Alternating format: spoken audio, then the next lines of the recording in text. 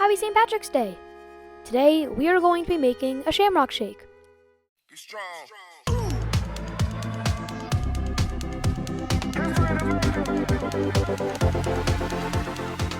For this recipe, you will need 1 cup and 1/4 of milk, 2 cups of vanilla ice cream, 1/4 teaspoon of mint extract, 10 drops of food coloring, 1 or 2 candied cherries, this is optional, 2 tablespoons of whipped cream, this is also optional, and finally a blender.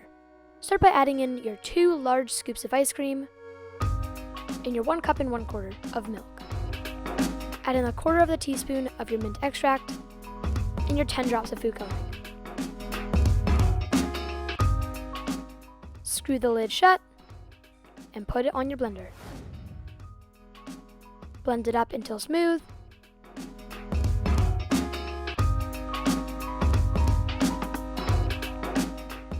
Pour into 2 glasses. Add whipped cream.